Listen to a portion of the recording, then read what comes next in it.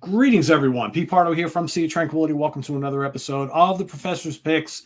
He's here again because we couldn't do the show without him. That's Mr. right. Ken Golden, the professor himself, right? Yeah, and hopefully audio enhanced. Hopefully, if the audio is not better, I'm sure everyone will tell us. Yes. And, People have been very critical of the StreamYard audio so far. I think we have the problem taken care of, though. I will say I rewatched Prog Seats from the other night, and yeah, there were some difficulties there, you know. So and we'll get it perfect, I'm sure. Just, what is our second week using it, so yeah, we'll get it figured out. So we got a crazy week this week. A lot of stuff. This is going to have everybody should just right now stop, order a sandwich, because maybe you'll be done with the sandwich by the time we're finished today. A lot of stuff this week, and there's going to be a lot of stuff next week. So I'll start hitting it. All right. Let's see if I do this correctly, Pete. We're going to start. Yeah, there we go. We're going to start with pre-orders. We have two pre-orders, and of course, as usual, I didn't write down the dates. The first one, I'm going to look it up. The first one is Pure Reason Revolution, the British band, which there's kind of an unusual twist with this one because the band was started by John Courtney and Chloe Alper. Street date on it is September 6th. And Chloe is not on this album. So apparently she was involved in another project and she couldn't make it. And somebody else by the name of Annika Shireen has stepped in. And she fills the role of Chloe Alper. Guy Pratt, who played with Pink Floyd, who toured with Pink Floyd. He's on the album. Bruce Seward and John Sykes from Pineapple Thief, they're on the album as well. If people are not familiar with the band, they started out kind of interesting. I always heard them as like Pink Floyd influence with like Beach Boys harmonies and really great vocals. And the music changed a little bit over the years. They got a little more alternative, but I felt like the last album or two have kind of gone back a bit towards like the first couple of albums. And I thought that it was kind of like a return to form. I like them. So September 6th, there's going to be a CD. There's going to be a CD DVD. There's going to be two albums, two vinyl versions of the album in like crazy colors and formulation, something called revinyl, where I think they basically take like the remnant pieces of the vinyl and repurpose it. And then there's something called bio-vinyl. And don't ask me what that is because they don't even explain what bio-vinyl is. So I'm just looking up here the colors we're going to have. Just call it color revinyl and then neon pink bio-vinyl. Jesus. What can I say? Next thing we got, another pre-order. Jordan Rudess, Permission to Fly. So I don't remember. I guess I got the olds. Is this Jordan's first album on Inside Out? I don't even remember now. Maybe not. Good question. Well, he was on Magna Carta for so long. Yeah. I don't know what that last one came out on. I don't know. I don't remember either. But so anyway, this is going to be CD and vinyl, and there is a vocalist credit, John Payne, who I guess was the John Payne from Asia. Yep. So he's on here. I don't know how much, so I haven't heard it yet. Obviously, it's a bit early. Also, I believe Jordan is going to play a little guitar on this one. Have you watched any of those videos he's put out where he taught himself how to play guitar? I haven't seen them, but he did when I interviewed him last year. He did talk to me about that. So it's crazy. Yeah. I mean, it's like, I would love to hear him and Petrucci. Maybe they'll do something together on the new album. I mean, he's such a master musician. I can totally see him picking up guitar really, really well like that. It was extraordinary, really extraordinary. All right, so I have made notes for myself, so I sound more intelligent than usual. Let's see how that goes. Let's go to the regular CD releases. First thing we have is by the Italian band Arkansas, Hard Times. Do you remember these guys? I do, yeah. So I got to show you something. I dug into my collection, and I actually have on vinyl. I had their first album. I'm like, Wow. that name rings a bell. I bought this when it came out, 1988. This one was called Four Daisies, and 1988. I got to tell you, there wasn't a lot of good prog coming out in 1988. No. It really wasn't, and that was a whoa. So this is they've done other albums since. This is their first album they've done in 30 years. 4 long tracks, very influenced by Fish era Marillion, and there's definitely like that classic Genesis sound. Not bad, beautiful cover. The new one from Celeste. You got it right. I do. I just listened to it this morning, actually. What do you think of it? Pretty good. It's very jazzy. Yeah, there's a lot of jazz overtones. It doesn't. It's Ciro Perino was the original member of Celeste. Yep. And he's basically carried on the name. It doesn't really have the sound or flavor of that first album, but it's very, very good symphonic prog. Very heavy influence on Mellotron. You like Mellotron, boy? Yeah. It's all over this album. Has that vintage, classic Italian prog sound. If you're a Mellotron freak like me, you're gonna love this album. Supposedly, I think Ciro's working on a vinyl edition of it right now. We just have the CD. I like everything he's been putting out recently. Yeah, I will say the last couple of Celeste albums probably sound a little bit closer to the classic Celeste sound from the 70s, but this is good. To me, it's just more jazzy. That's the real difference. It's still plenty of Mellotron. It's less about symphonic prog rock and more about kind of jazz and Mellotron, like jazz and Mellotron coming together, which not necessarily a bad thing. I would say forget the name. Yeah, the music is really good. Yeah, so I really enjoyed it. All right, next. I don't know a lot about this. I mean, I know the band, of course. We all know the band Coliseum. Yeah. It's not a bootleg, but there's virtually no info on this thing. It's called Downhill in Shadows, which is the name of the tune. And it says live in concert 1970. I believe it's a legit label, went through SPV, which is a real distributor. So it's just not a lot of information. So I brought in a small quantity because I just don't know enough about it. So if you're a Coliseum fan, we have it. Next, this was kind of cool. Ela Craig, do you remember Ela Craig? Oh yeah. So Ela Craig, they were an Austrian symphonic prog band. They had 3 keyboard players in the band, and the 2 main guys, Hubert Burgermeyer and Harold Zustrater, they went on to do a bunch of new age twaddle after this, a bunch of cashing in, I think. But Ela Craig were kind of an interesting band. They made a private release in 1971, and then they got signed to Vertigo and made One Nighter, their first album, in 1976. And it was just much more refined than the debut. To my ears, kind of a little Pink Floyd, just a little bit. It's very, very good prog, and there's guitar and there's a lot of keyboards, as you can imagine. A lot of Mellotron on this album as well. So this is a 3 CD collection of 4 of their albums: One Nighter, Hats of Glass, Missa Universalis, which was kind of like a Christian mass, and then Virgin Oilland.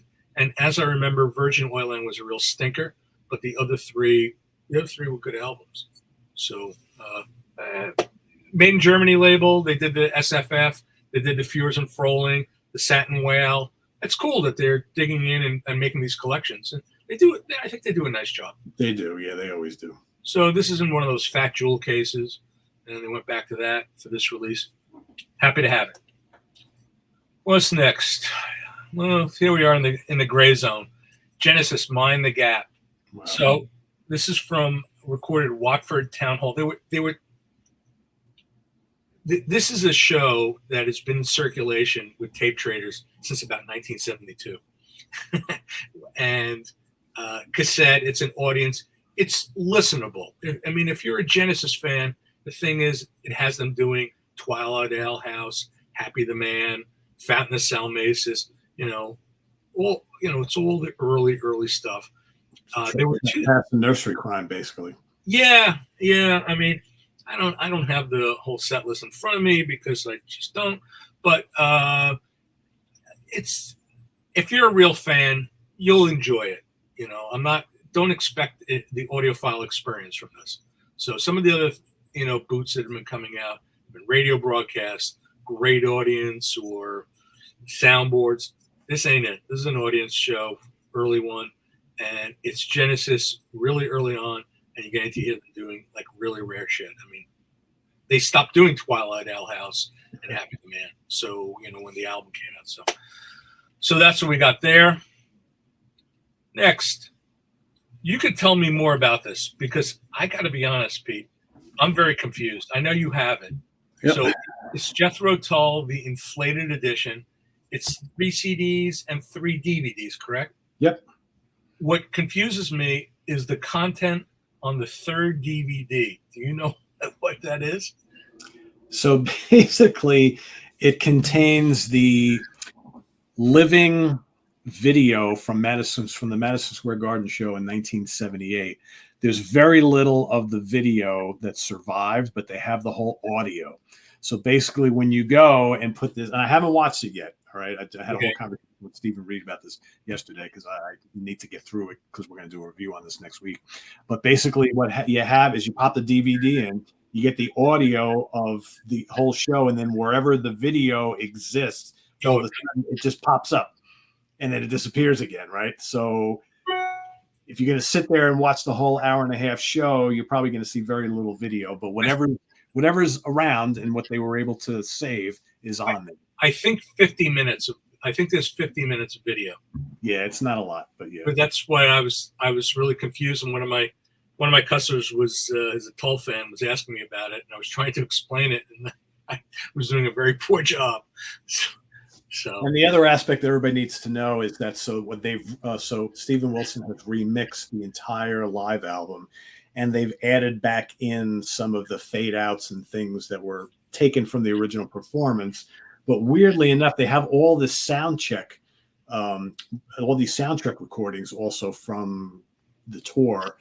And instead of putting all that stuff on a separate disc altogether, they put some of the sound check stuff at the end of disc 1 and 2 with the regular live album stuff. So like I was listening to it the other day, and I'm like, and I don't want to give too much away because we're going to talk about this in the review, but you'll be hearing Heavy Horses and a couple other songs, and then all of a sudden you hear Heavy Horses again. You're like, why is that coming up again? Because they put in, instead of doing the whole live show, they interspersed some of the sound check stuff towards the end of each disc, which doesn't make any sense to me from a continuity perspective. And you don't like it? I guess you could program it out, right? I mean, yeah, you could, but it just doesn't, to me, it doesn't make any sense. I mean, I get that you can't fit the whole live album on one disc. Yeah. But still, they should have put the whole first disc is as much you can cram on there, then the rest of the live album on disc 2, and then put all the sound check stuff at the end. Was the original show filmed in Madison Square Garden also, or is that a different show? It's from different places. Yeah, it's from different places. Yeah. Okay. Well, we got it. If you want it. It's a great looking set. The booklet's fantastic, right? You got, it's. Yeah, I mean, the whole series has been beautiful. Yeah. Can't beat it. So, all right, let's move on. Marillion. We got a lot of Marillion. So this is an hour before it's dark, live in Port Zealand, 2023. We got a 2 CD version. We have a Blu-ray version. We have a DVD version, and I believe it's a 2 or 3 LP version. And it was recorded over 3 nights, I believe, and there's some slight variation between what's contained on these different sets, and I detail it on the website. So I think the CDs are just maybe from Saturday night or Friday night, and because they were mixing the setup. But if you're a Marillion fan, you're watching this, you're saying, "Ken, shut up! I know more than you do." Because that's the way Marillion fans are. This was a nice jazz rock piece. Rafael Mata Trio, Bondro West. it's very refined sounding. It's not like a super high energy album, but there's some really serious playing on here, guitar, bass, drums. It's got Middle Eastern and Asian influences. I believe Rafael Mata, the guitarist, I think he may have studied in India, and that's kind of present in the music. It's got this quiet intensity about it, and if this album had come out on ECM, I wouldn't have been surprised. So it's actually very refined and quite nice. All right, the next thing we got. Merging Clusters, Peak of Ephemeral Light. Italian neo-prog has a strong British feel, I thought. The vocalist Gabriele Marcancini, he's also the vocalist in the Italian band called Ravensaid, which we've sold in the past. Kind of reminds me of Fish era Marillion. So Pendragon, the Masquerade Overture. This has been reissued. This is a new edition that has 2 bonus tracks, Schizo and King of the Castle, that were previously on a 2 CD edition of the album. That's been out of print, so now they've repackaged it. Phaedra, it's called Norn. This is their 3rd album. We carried their previous album. They're an Italian symphonic prog band. It was conceived as like a rock opera of sorts, mostly male vocals, some female vocals, long tracks, a lot of Hammond organ. Has that, what they call RPI sound, rock progressivo Italiano. It's got kind of like a 70s flavor to it. It's actually quite nice. Prog metal, Rendezvous Point, Dream Chaser. Have you heard any of this stuff? No. You'll like this. Norwegian band. Of course. And these guys are on Long Branch, which is part of SPV. This is not Apollon or anything. And their last album kind of took us by surprise. We just kept ordering it. And at the time, I wasn't really familiar with the band. The band has ties to Leprous. The drummer, why didn't I write down his name, Ken? Is the drummer from Leprous, who's also played with Ishan. The vocalist Gerimund Hansen, I thought this guy was really good. It'll remind you a little bit of like earlier Leprous, not what they're currently doing. A bit more proggy, and you'll even hear a bit of Circus Maximus, I felt. I really like the singer. It was very melodic. There was some hooks, but there's some nice crunch in there. I thought it was very good. So good prog metal album. And I'll say an above average prog metal album, if you will. Cool. Now this is one, if this doesn't have Pete's name on it, I don't know what does. Salt Pig. So this is billed as Garage Occult Doom. You got 5 short tracks, and then you get this 20-minute wall of like fuzz and distortion called 1950, and that closes out. I mean, this was like really filthy stuff. I mean, after I listened to some of this, I had to go take a shower. I mean, it was like, woo, wow. Yeah. This is. I definitely see you reviewing this one. Yeah. That's Heavy Psych Sounds. Yeah, it's on Heavy Psych Sounds. So that's your jam, right? Yeah, I love that label. Yeah. There you go. Next thing we got, Self-Portrait. And what didn't I write about Self-Portrait? Self-Portrait, I don't know why I didn't write anything about Self-Portrait. Did I make any notes? No. Fishes Were Everywhere. As I remember it, as I listened to it, and you could go on Bandcamp and hear the damn thing. Again, another kind of neo-prog band, but from Italy. Seven Spires from Massachusetts, A Fortress Called Home. Female vocalist. Kind of heavy. She has a very powerful voice. So, Jim, what's her name? Adrian? Yeah, Adrian. Very, very, very good singer. And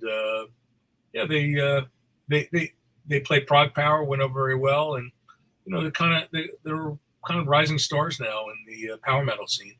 They're on Frontiers, I believe. My friends from Australia, Voyager, the early years. This is four early albums. You got Element 5, you get Universe, you get I Am the Evolution, and the album that I released years ago, The Meaning of I. They're in a budget price set, and if you're a fan of the band, it's a good way to get all these albums that have previously been out of print. Yeah, they're hard to find. Yeah. So, yeah, I don't even think we have any copies of Meaning of I anymore. So get them all gone. Zenaris. Wow. Eternal Rising. That's a cover, right? Yeah. Holy moly. Yeah. So what did I write about Zenaris that'll make me sound like a genius? Let me guess. Power metal band. Woo-hoo-hoo. Shocking, huh? Two former members of the Italian power metal band Calidia. They put together Zenaris, female vocalist, and you know what you're getting here, right? Female vocal, power metal. So, there. All right, what's next? What do we got next, Ken? We have the Yes album, SACD. I might as well handle these two at the same time. We got the Yes album and we have 90125.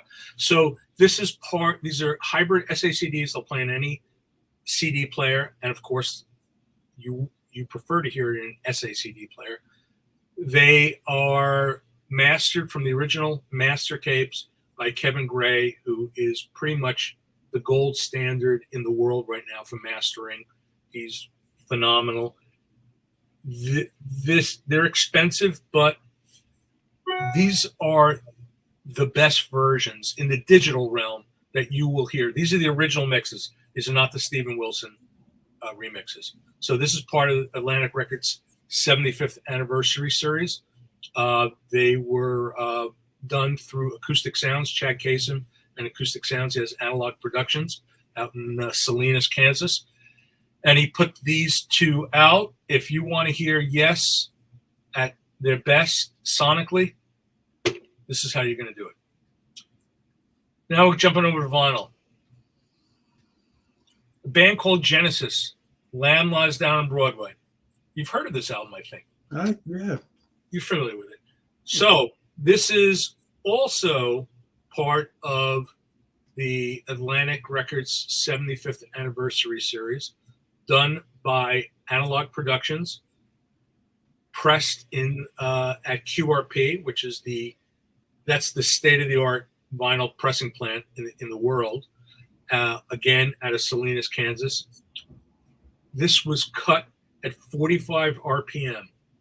It's a 4 LP set, and the sound is phenomenal. So if you're an audiophile and you're a Genesis fan, you're a vinyl freak, this is the version you want. I'm telling you, it's expensive. It's worth it. It's really, really good.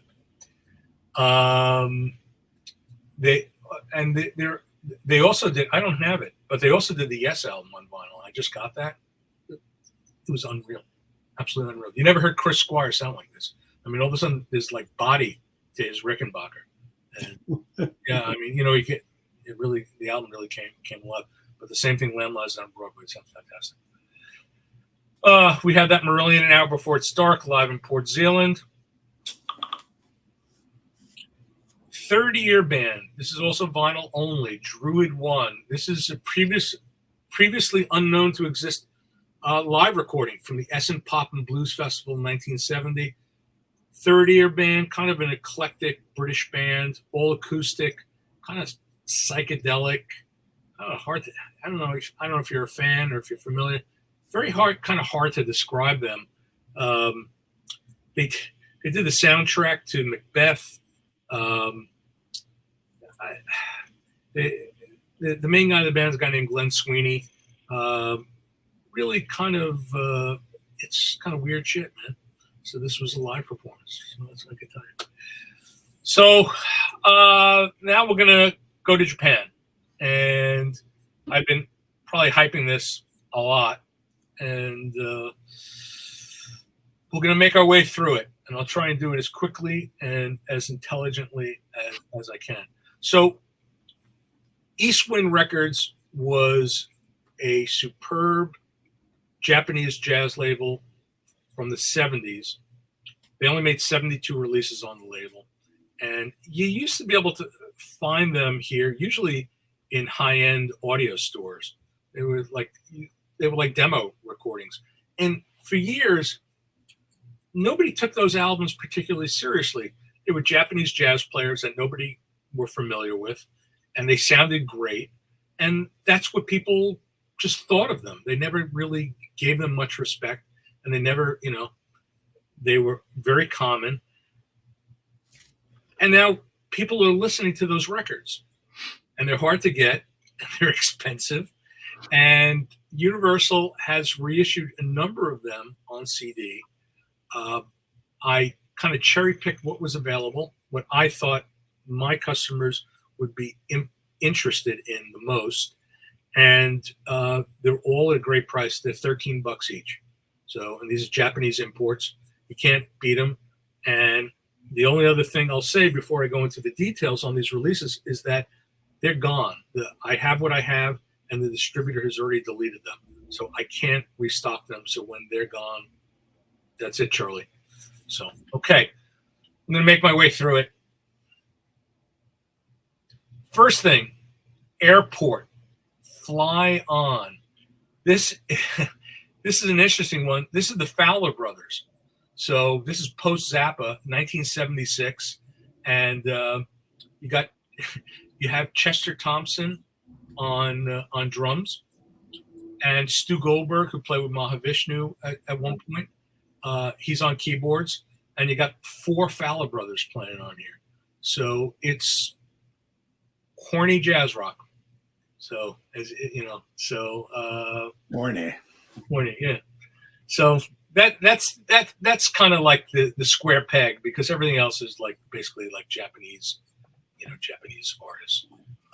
Okay, let's go again. I'm doing this alphabetically, and let's see what we got here next. Terumasa Hino. Terumasa Hino, phenomenal, exceptional trumpeter, one of the greats. And I believe we have 4 titles by Hino. This one is called Speak to Loneliness, just 3 long tracks. It's pretty much kind of like a straight ahead bop lineup, though. It's a who's who of Japanese jazz players. You got jazz players. You got Kiyoshi Sugimoto on guitar. He put out some great solo albums. Fumio Itabashi, fantastic jazz pianist. Shigeharu Mukai, who plays trombone. And Mukai, he's made some insane fusion albums with trombone. I mean, and Terumasa Hino's brother Motohiko Hino is on drums. It's just a beautiful album. We have 2 live albums, Live in Nomuro, Wheelstone Live in Nomuro, and then the follow-up Live in Nomuro Volume 2. It's all part of the same concert, and it's similar lineup to Speak to Loneliness, very Miles Davis influence, very long tracks, like side-long tracks, great soloing from everyone. Yeah, it's basically in fact they do Speak to Loneliness. He's great. Hino is just amazing. This album is, for me, like a top 3 all-time Japanese jazz albums. It's called Hogayuta, and this, to me, it's a masterpiece. It's just, best way I can describe it, it's just cosmic jazz. His trumpet, man, it'll cut glass. And the opening kind of reminds me of like a Bernard Herrmann overture, and he's got Cecil McBead, Cecil McBead, one of the greatest jazz bass players, American jazz bass players. For me, he's like the gold standard. You have M. Tume, the American percussionist, and Motohiko Hino, who is, again, Terumasa's brother. It's very spacious, cosmic, ethnic, and then it just kind of settles into a groove. There's all kinds of like sort of like chanting, not in a magma way, don't worry. And it's just unreal. I can't speak highly enough about Hogayuta. This is a buy or die album for me. This is an album that should be in everybody's collection. I love it to death. Our first buy of the die of the episode. Yeah, that's for sure. There's a few we got, but Hoga Yuta. This is just, yeah. It's got like this It's got this Japanese ethnic feel to it, but it's like it gets almost like psychedelic, and it's just extraordinary. Very cosmic album. We got two great ones from Ryo Kawasaki. We have the great Japanese guitar player. We have Prism, and we have 8 Mile Road. They were both recorded in New York about 8-9 months apart. Got Phil Clendenin on keyboards. He plays Rhodes. He plays clavinet, ARP synthesizers. Ryo and Clendenin had played in a band called Tarika Blue, which collectors pay like an absolute fortune for. Herb Bushler on electric bass and Buddy Williams on drums, and Buddy played with him, played with Ryo with his Golden Dragon band into the 80s. It's just funky fusion with just beautiful guitar runs, electric guitar runs. He's just a great player. I don't know if people are familiar with his Juice album. This is kind of cut from the same cloth. So you have any of the Ryo stuff? No. Yeah, it's got your name on it. He was great. Absolutely. I got to see him. I got to see him 2 or 3 times. So one quick thing about Ryo. Ryo was an early inventor of the guitar synthesizer. So he had a prototype guitar synthesizer. When I saw him play, this thing, it was almost like the size of Keith Emerson's Modular Moog. The thing was enormous, and he would open for himself. I saw him play with Golden Dragon, his band, and he would play solo electric guitar synthesizer as the opening act.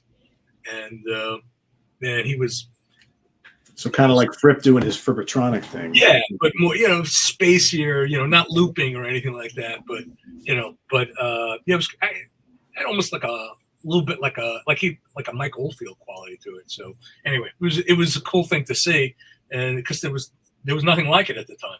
Anyway, Ryo, I have 2 of Ryo's albums. We may even have Juice in stock. We might have a copy of Juice in stock that was released in the U.S. on Mr. Bongo, and that's a fantastic one too. But these 2, Prism and 8 Mile Road, brilliant. These are jazz rock albums. These are some of the stuff on Eastwind you could call them electric jazz. This, if you wanted to call these albums fusion, you wouldn't get an argument from me. Okay, next, Masabumi Kikuchi, Eastwind. This is considered to be one of the greatest Japanese jazz albums of all time. Masabumi Kikuchi he passed away a few years ago, just an extraordinary forward-thinking keyboard player. When he had his ensemble, he was playing electric piano, and he had another keyboard player playing organ, and he had a series of great albums. Here, and those were on Philips, if I remember correctly. Here, he jumped over to Eastwind, just 2 sidelong tracks, got this incredible rhythm section. Junie Booth, who played with Sun Ra, I saw, and played with many people, and Eric Gravatt, who played with Weather Report. That's the rhythm section.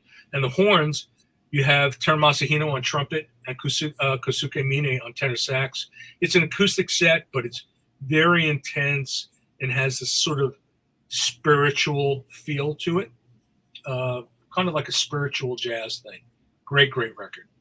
Next one. This is really this along with Hoga Yuta. This is the one everybody wants. This is the buy or die. This is the gold standard. This is Kochi Wishes, and Kochi. This is the magnum opus of Japanese jazz rock. If you're a fan of things like Wandishi, Herbie Hancock's Wandishi, and Bitches Brew, you want this album in your collection. It was put together by Masabumi Kikuchi. It's just this international all-star cast. You have Masabumi Kikuchi, Teru Masahino. You have Dave Liebman playing soprano, sax and flute. Steve Grossman on soprano. You got Reggie Lucas on electric guitar. And then you have Miles Davis's rhythm section. You have Anthony Jackson, Al Foster, and M. Tume. Wow. And basically Terumasa Hino, he takes on Miles Davis's role, and he puts his trumpet through a wah-wah pedal. Pete, this album, it's just so fucking good. Kikuchi, he plays a Japanese lute called the biwa, and he adds a sort of Japanese ethnic element to it. This album is a monster, and I can't tell you how many people I've turned on to this record over the years. It was released on vinyl on East Wind in Japan, and was released in the United States on Inner City, which actually a very, very good label. And here it is, $13. If you guys pass on this record, you're crazy, because this record is the goods. Enough about Kochi. I love this record so much. Mikio Masuda. Mikio Masuda was a fantastic Japanese keyboard. And you got to also remember, a lot of these guys, they played on each other's albums. These names keep popping up, and they had recordings on other labels. So Mikio Masuda, he had a bunch of albums, but I brought in two of them, Trace and Mickey's Mouth. So Trace, that's just pure spiritual jazz. It almost sounds like outtakes from a Pharoah Sanders session. You have Masuda on piano. You have Terumasa Hino on flugelhorn. Hideo Mayata on flute. I don't remember who the rhythm section is. It's a beautiful, very intense record. And Mickey's Mouth is completely different. That is just, it sounds like Headhunters. It's full electric. Kosuke Mina on soprano sax. It's got some killer electric guitar solos. I don't know the name. I didn't know the name of the guitar player. I didn't recognize it, so I'm not mentioning it. If it doesn't mean anything to me, probably not going to mean anything to most of you. But man, this thing just wails. And if you're into Herbie Hancock, you want to hear this album. To my mind, I call this fusion, and I think it's a beautiful record. Kosuke Mine.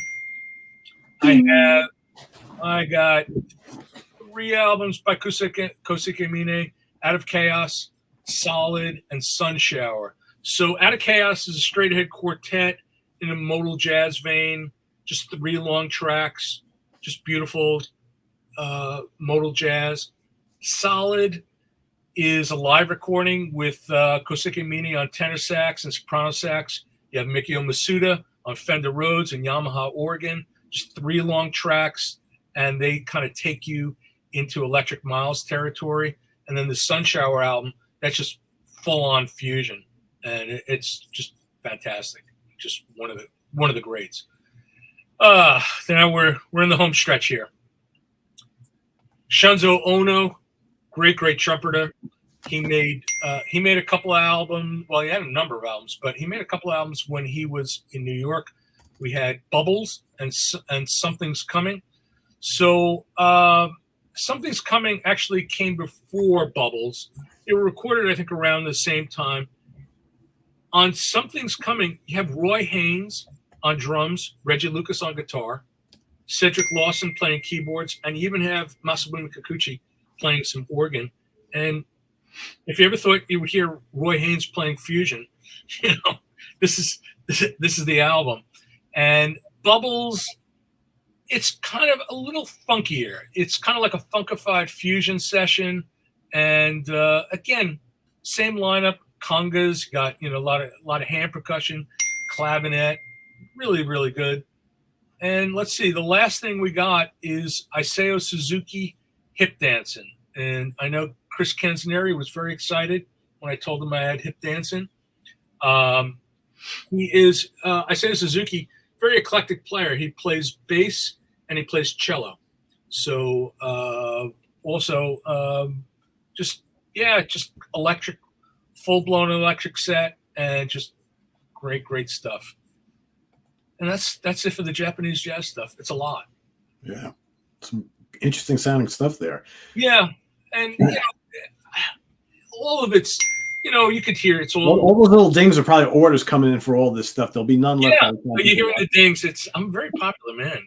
God, I'm just, I can't help it, man. It's just, So, but go through my notes, my descriptions. all this stuff is available to stream, or you could steal it off of YouTube if you want to give a listen. You'll get a sense. The key records, they're all, as I said, I cherry picked. None of these are weak. They're all fantastic. The two monsters are the Teramasa Hinohoga Yuta and Kochi Wishes. Those are the desert island discs of Japanese jazz.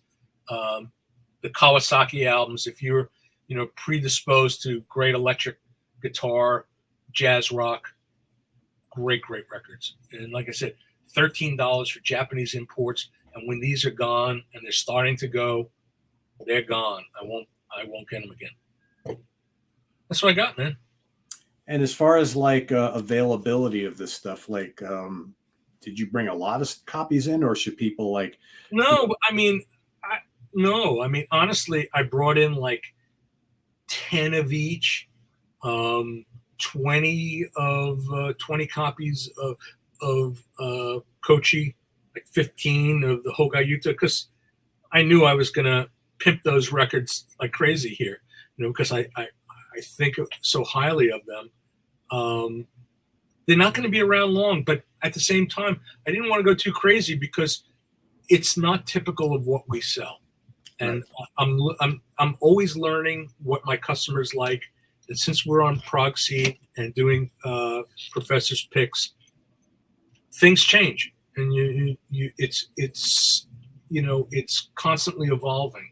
And so, on one hand, I'd be very happy if these sell out right away. On the other hand, I'll kind of kick myself that I didn't bring in more. But I think I kind of more or less cleaned the distributor out. I know the Hino Speak to Loneliness. I ordered like 10 copies and I got like 4, because that's all they had. So yeah. I wouldn't if this is of interest to you. I'm trying to light a fire under your ass to order them, because they won't. I think they're not going to be here that long. And in fact, one last thing I'll say: we're recording this on Thursday afternoon. I held these back from putting them on the website for days because I didn't want them to sell out before we even ran the show, right? Yeah, I didn't want to go through this whole thing and then we'll have like one copy left.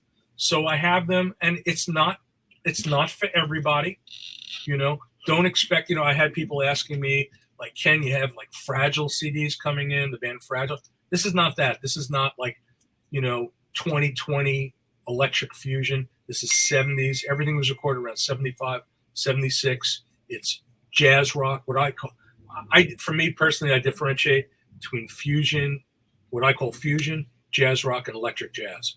So to me, the criteria, and this is in my mind, is jazz players, straight ahead jazz players who discovered electricity and they started experimenting. You had, guys like Herbie Hancock, all of a sudden they just go, oh, there's something called a Fender Rhodes, and they plug the damn thing in, and next thing you know, they're playing around with a Mellotron, and you have Mwandishi, right? That to me, like Freddie Hubbard, he was, he made some great records for CTI. Those to me are electric jazz albums. And then you start to get that rock element, and that's jazz rock. And then you get the guys going full blown synthesizers and stuff, the keyboard player, and it's all over the map. That to me is fusion. Fusion, yeah. You have Jan Hammer, wailing away on a mini Moog. That to me is fusion. Yeah, so Return to Forever. And all that that's how my mind works. Your mileage may vary, but that's how I think, and that's how I got into this stuff, working my way backwards actually. So I got into jazz, and then I discovered all these jazz players, and then it was like, whoa, what's this? I got to have this, and luckily I got a lot of this. So yeah, and you can too for $13 a piece. There you go. Yeah, I'm trying to think, because remember, like, God, it's probably about a year ago, you got on a whole bunch of that other Japanese stuff from around the same time period on a different label. I'm trying to remember. I bought a whole bunch from you. I'm trying to remember what label that was again. I don't remember. You have any of it there?